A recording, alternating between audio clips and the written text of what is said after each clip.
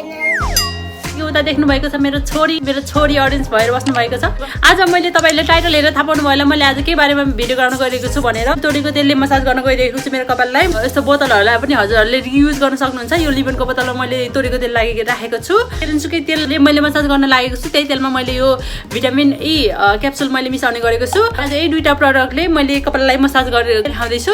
अनि यसरी तेललाई आफुलाई कपालमा चाहिने आवश्यकता अनुसार मैले चाहिँ अहिले यसलाई तेलमा यसरी कट गरेर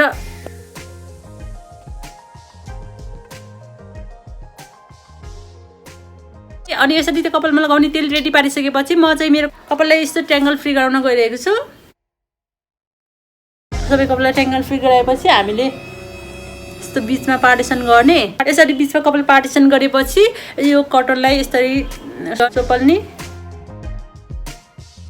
हेयरलाई भन्दा यति 1 इन्च जति यता माथि गएर ड्याब गर्ने, अलि माथि ड्याब गर्ने। यसरी गर्दै गर्दै गर्दै गर्दै पछाडिको एरिया छ, पछाडिको एरियामा पनि हामीले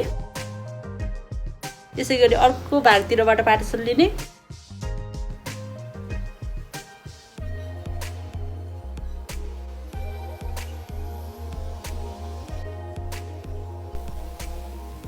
यो तरिकाले तेल लगाउनाले कपालको प्रत्येक जराहरुमा तेल राम्ररी पुग्छ।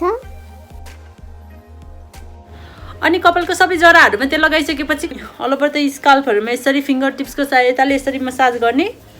हल्का हातले यसरी मसाज गरेपछि ब्लड सर्कुलेसन पनि हुन्छ। त्यसकारणले गर्दाखेरि हजुरहरुले टेन्सन फ्रीको अनुभूति गर्न सक्नुहुन्छ। हाम्रो टाउकोको स्काल्पलाई मात्र राम्रो असर नभएर हाम्रो पुरै शरीरलाई पनि एकदम राम्रो इफेक्ट गरेको हुन्छ यो। अनि अर्को कुरा भनेको हामीले फेरि 5 मिनेटको लागि थप कोर्नु पर्छ। चराको तेलहरु चाहिँ बिस्तारै बिस्तारै तल तल आइरहेको हुन्छ, यसरी लागिरहेको हुन्छ। त्यही भएर हामीले थप तेल लगाउनु जरुरी छैन यो टिप्सको लागि।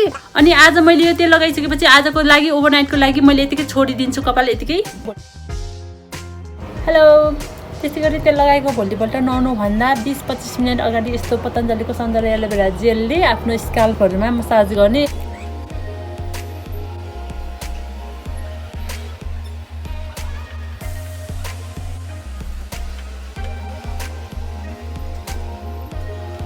स्काल्पको लागि एलोभेरा जेल ओभरनाइटको लागि राम्रो हुँदैन। त्यस कारणले गर्दा नुहाउनु भन्दा 20-25 मिनेट अगाडि अहिले लगाएर म मसाज गर्छु।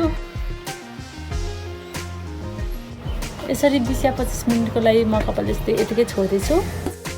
अनि फाइनली नुहाइसकेपछि कपाललाई नेचुरल वेले सुक्न दिने। अनि 80% जति कपाल सुकेको बेलामा लिभ-इन सेरम अहिले लगाउँदै छु।